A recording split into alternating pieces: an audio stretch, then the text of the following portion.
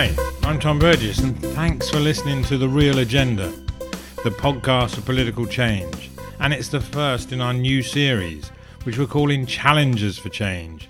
And in these episodes, we're going to talk to some very remarkable people with drive and determination to make a difference.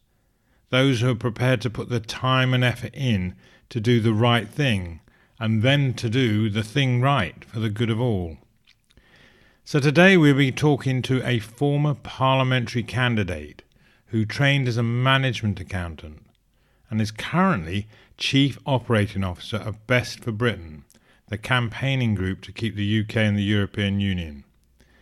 She is also co-host of the very popular Remainiacs podcast. So I went along to the Best of Britain's London office close to Westminster to speak to Naomi Smith, and I started by asking Naomi to bring us up to date with her story.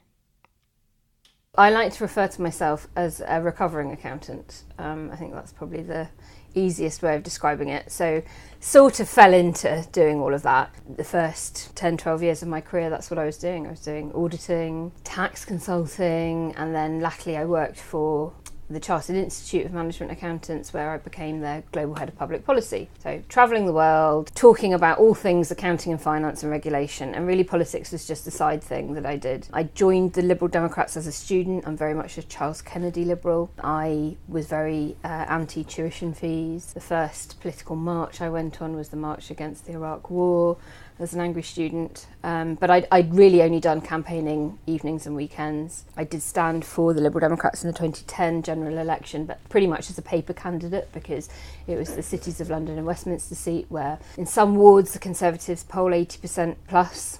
So it was an absolute shoo-in for the incumbent Mark Field, so I was able to sort of have the fun of being a candidate without any concern that I might actually win. And then carried on working in accounting and finance, and it was basically December 2015 and we knew that Cameron was calling the referendum on Europe, and I just thought, I can't sit it out. I cannot wake up on the 24th of June with the UK having voted leave and not have at least tried to make that result different, because I was so sure we probably would leave. I didn't think we could overcome 40 years of the Murdoch press pouring bile down people's throats about the EU, and in 6 short months overturn that and get a resounding Remain result. So jacked in my permanent, well-paid, steady job to go and run a short campaign. I was part of one of the smaller campaigns, so I didn't work for Britain Stronger in Europe. I ran the Remain campaign for a lobby organisation called London First, which is a business lobby group. They're the only business lobby group that registered with the Electoral Commission to fight for Remain. CBI sat it out, IOD sat it out, FSB sat it out, but London First didn't. They rolled up their sleeves and mucked in, and we worked very closely with young people in London to get them registered to vote and turned out to vote. We worked with London's tech community and tech entrepreneurs, who were all very, very concerned about the impact of Brexit on their sector, and through the tears and the disappointment on the 24th of June, at least we could say that London had voted Remain. And after that, I sort of couldn't really go back to accounting and finance. Once you've done a campaign, you can take yourself out of politics. You can never really take politics out of yourself. So I had the bug. I then stayed with London First to run their housing campaign. On my Twitter bio, I've stolen somebody much cleverer than me that came up with the phrase tough on Brexit, tough on the causes of Brexit. And we know that housing, lack of, expense of, is one of the key contributors to people feeling left behind and therefore wanting to give the government a kick when they're able to. So I ran a housing campaign to double the output of homes being built in the capital. But all the while, thinking really I should throw my hat back into the Stop Brexit ring. So then when Eloise Todd, the CEO of Best for Britain, said that she was looking for a Chief Operating Officer, I thought, go on then, I'll give that a go. And I've been here for just over a year now. So what's your role here? So here at Best for Britain, this is where we're recording, I am the Chief Operating Officer. So I have responsibility for the money, for all of our HR, our legal compliance, but I also look after a lot of our digital campaigns as well. So what does Best for Britain see as its purpose? So our mission is to stop Brexit by any democratic means. So we see another referendum as a means rather than an end. The end is that we should stop Brexit. We think that's bad for the country. So we've always had a very explicit stated aim around that. But other means, maybe a general election, maybe some kind of revocation of Article 50 by the MPs themselves. etc. But I think most people in the Remain community believe that the most democratic way of dealing with it would be to give the people another say now that we know what Brexit looks like. So we campaign up and down the country. We do a lot of hyper local targeting, and we work very closely with other Remain campaigns. We are not formally part of what is known as the People's Vote campaign, so that's an umbrella that sits over lots of different organisations, including Open Britain, Scientists for EU, Our Future, Our Choice, European Movement. They're all housed within the same building and all sit under that People's Vote banner. We've sort of quite purposefully stayed outside that, but making sure that we're always complementing each other's work. We try not to duplicate efforts so that the scarce resource that all of the campaigns have got can be spread as widely as possible. So you mentioned about the causes of Brexit. And now what do you see then as the main problems facing the UK right now? What are the causes and the issues that we need to resolve? Where do we even begin? You know, at the biggest, toppest level, we've got climate change. That is bigger than Brexit, staring down the barrel of a gun on climate change at the moment as a species. And we are neglecting our planet, the future of humanity, and of so many other species as well. And that, for me, is a huge issue that we're not dealing with. I don't think it helped to cause the Leave vote. I think, again, when you look at the Leave vote, you can't see it as a homogenous group. And I'm always very, very keen to separate out the Leavers, because I think there are places in the country that successive governments have failed in terms of their socio-economic policies. You know, right back through the 80s, 90s and noughties. This wasn't just simply a reaction against austerity under the coalition government and then the Conservative government, although of course that had a huge role to play. But we haven't built enough homes for decades and decades and decades. We stopped building state-funded council homes in any great number after the 1960s. So it's been a compound problem where we've left it up to the market to deliver affordable homes. And when you look at the definition of affordable, you know, most people would disagree with it very, very strongly, and it certainly isn't. So in some parts of the country, we have a lack of supply of homes. For instance, in London. In other parts of the country, we have a quality crisis when it comes to homes and buildings, and you know, they're just not fit for habitation, and people are living in really dreadful conditions. So that's in no small part a reason why people are feeling that they are not as well off as their parents were. And you know, we've got a generation now who probably will be poorer than their parents, and social mobility isn't a factor for them anymore. We've also got deindustrialised areas up and down the country where no investment in skills has been made whatsoever, either by government or by business. British business has got this very peculiar cultural attitude that doesn't exist in continental Europe, where, particularly in Germany, for instance, and other places in Northern Europe, business takes a much more proactive role in the supply of talent coming from schools and colleges in their local area. And they feed in, they pay it back down the talent pipeline and make sure that they're working with those schools and colleges to, you know, at the very least interest children in a certain profession, educate them about the roles and careers available to them in that sector. And also in terms of investment, they actually pay for things, they actually help fund those institutions in a way that British business sort of almost sits folding its arms, waiting for education to turn out a steady supply of people who are perfectly employable and can just waltz into a job and do it on day one. Business moans that people are now unemployable, or that they sort of lack certain skills that are needed for work, but they're not really proactive in making sure that those skills are being taught in schools. So we've done nothing in areas absolutely decimated by deindustrialisation to pay for training and reskilling. But in the northeast, for instance, we're pulling out an entire sector of coal mines, and then, you know, so easily and with such low investment relative, you could have done huge amounts of green tech there and really reskilled that entire area to be a world leader in green tech, and that just hasn't happened. And then I think infrastructure spending is the other big thing. London, controversially, hasn't had enough, but it's had a heck of a lot more than the rest of the country. And we have a creaking system really in London that's barely keeping up with capacity, and yet it's had huge amounts of investment relative to the rest of the country. So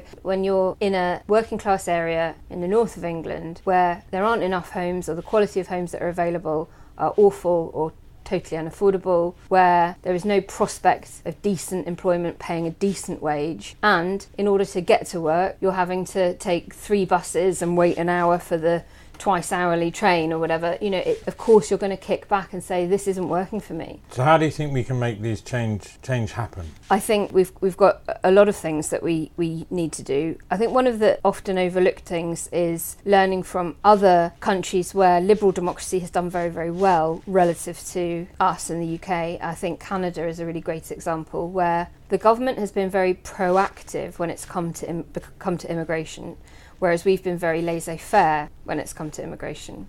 In Canada, they have helped to manage population growth in this really lovely, liberal, tolerant way. The government has even invested in helping people to learn English and French. They've actually paid for that.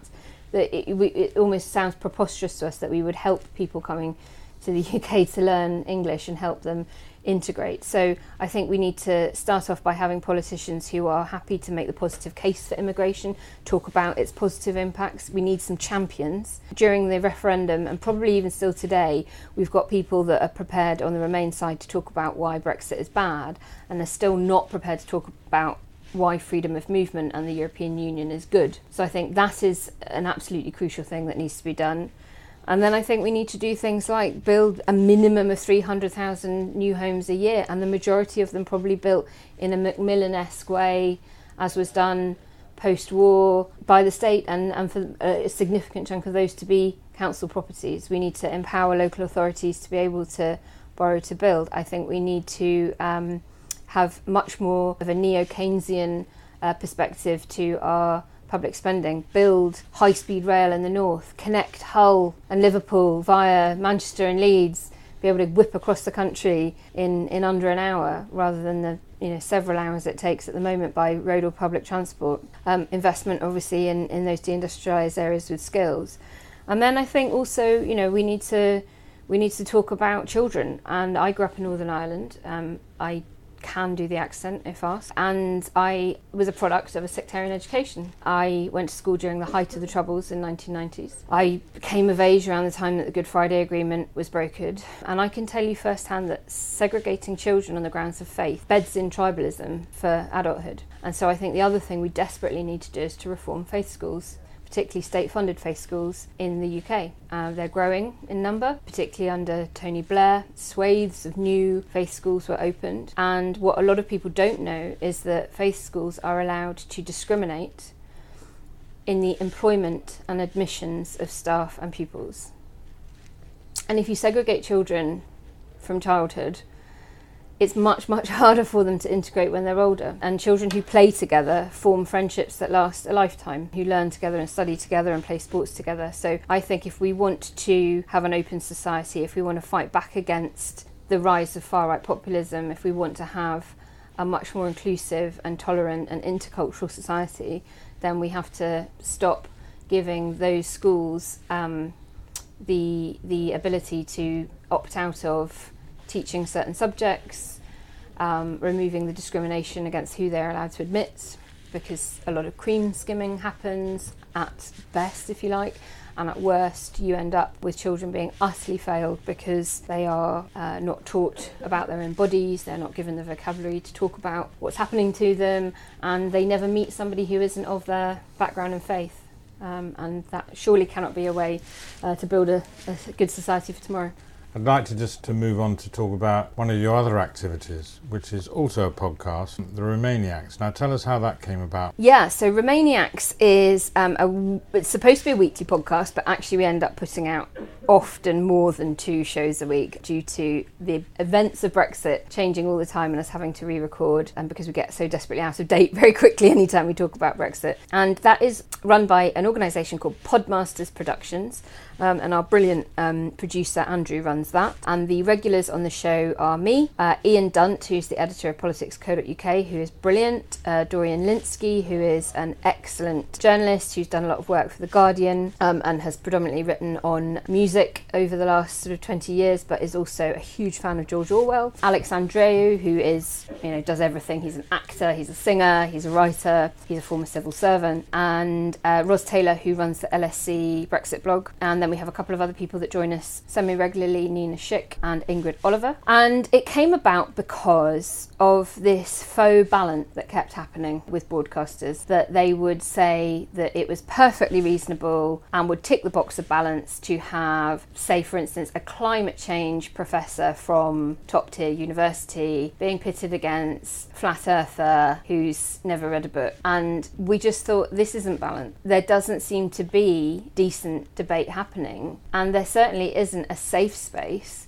for people who just think Brexit is a terrible idea to talk about that without being beaten down by somebody who backs lies and things written on the side of buses as gospel truth. So the idea behind it was to just have a weekly show where people could get together and talk about why Brexit was a terrible idea without ever having to engage with any of the difficult leavers who were just making watching TV and listening to radio pretty miserable. So it's been very successful in terms of audience. Why do you think that is? I think partly because there were over 16 million people who voted to remain and who felt very, very marginalised and ignored. So you've got a government now saying, oh, we can't possibly have another referendum because we cannot ignore the will of 52% of the population, when they've spent the last 3 years ignoring the will of 48% of the population. So I think there was just huge frustration out there that, people who wanted to stay, who felt so passionately about it, felt that there wasn't a safe space for that. And also because of the quality of the guests that we have on, the quality of the analysis,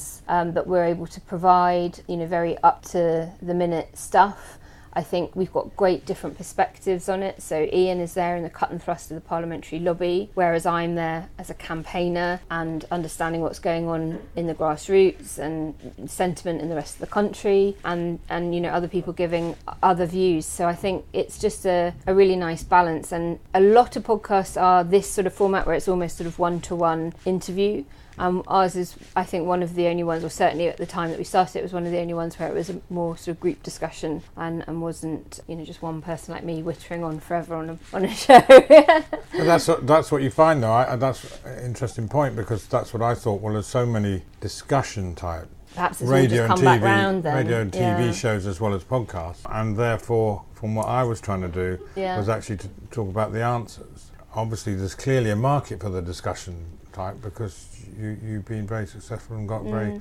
But not all of them are, and I did read a stat about a year ago that apparently there are now more podcasts than people. that there are huge amounts of podcasts being made that absolutely no one ever listens to. So I think we've done well to sort of, we've got a good name.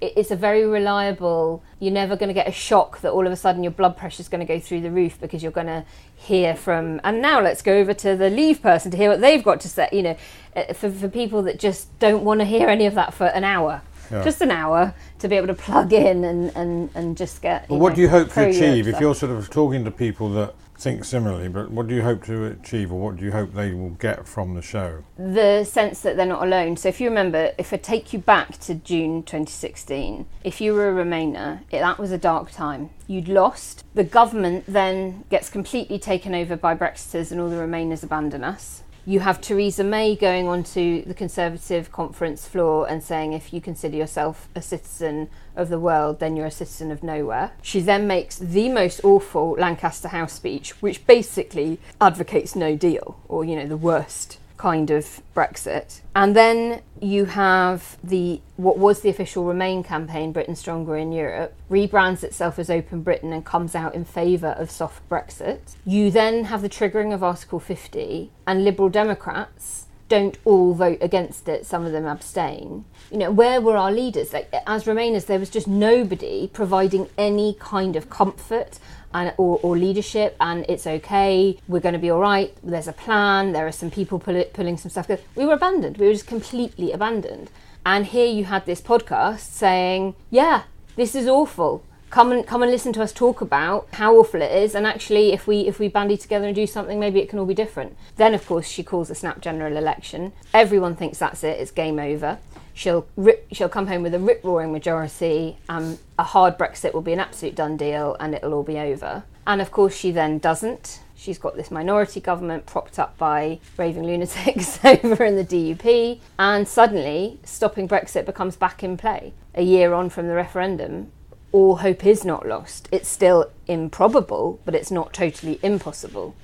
And then you fast forward another 2 years, and here we are with Jeremy Corbyn and Theresa May right now having a discussion about whether or not they can forge something, and his front bench putting pressure on him to make sure that any deal that is agreed has to go to be ratified by the people in another referendum. And this wasn't meant to happen. We were meant to have lost a long time ago. So, on the assumption then that we remain in the European Union, what's next for you?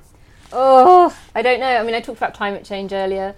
I do think that it would be incredibly difficult to go back to something that wasn't as pressing and important as Brexit and stopping Brexit. And for me, it isn't about winning. It isn't about absolute mania for the European Union. I'm definitely somebody that wants to, reform all our democratic structures, starting probably in the UK. But yes, I'm not, averse to the fact that we need to reform Europe as well. And so, from my perspective, it's about the bigger vision. It's about making sure that it's our values of tolerance and openness and kindness and collaboration that wins out over nationalistic sentimental absolute nonsense and othering of people and closing ourselves off and any kind of nonsense nostalgia for Rule Britannia. Our brand of progressive open politics is the one that's got to win. So I think if and when we do stop Brexit, which I'm hopeful that we will, first things first is that I will need a very long holiday, hopefully catch up on a bit of sleep, and then who knows whether it's something along the lines of continuing to fight for an open society, because we can, if the last few years has taught us anything, it's that nothing is a done deal. Democracy is something that we fight for continuously. It's never in the bag. You have to fight for the values constantly and not take any of them for granted. But climate change is the big issue of our day, and it needs to be resolved. We need to get on top of it.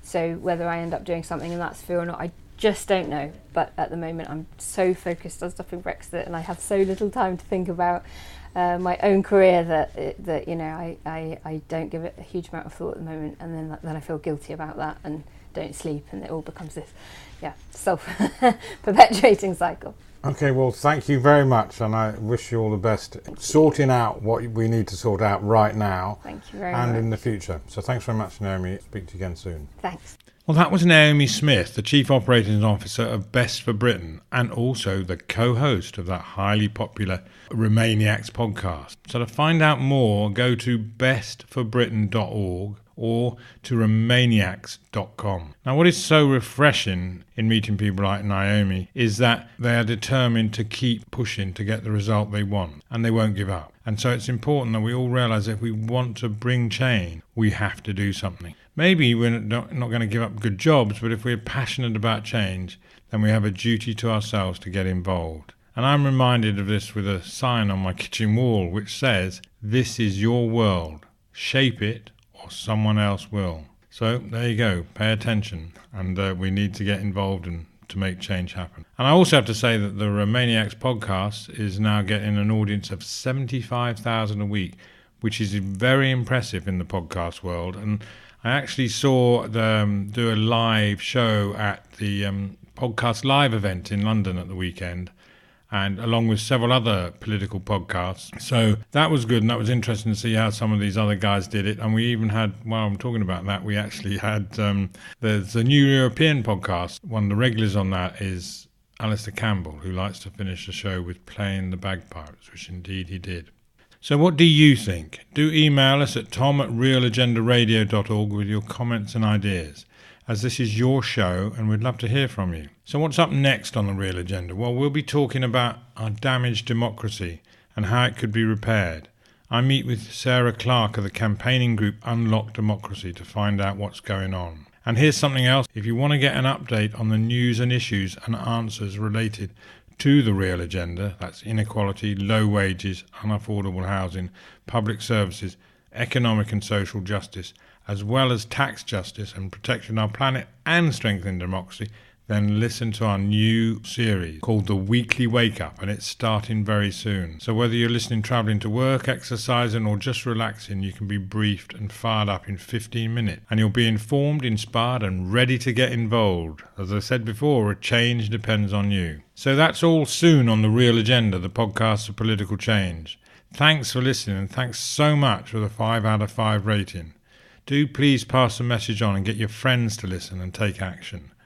If you would like to contribute to the show, just let us know. And you can subscribe by sending an email, and we'll add you to the mailing list so that you get notified of each new episode as soon as it's released. And of course you can subscribe through your normal, usual podcast provider. Also check out our website at realagendaradio.org, and you can follow us on Instagram, Facebook and Twitter. So as a special thanks to our sponsors, Reverse Media Group, one of the fastest growing search and media companies.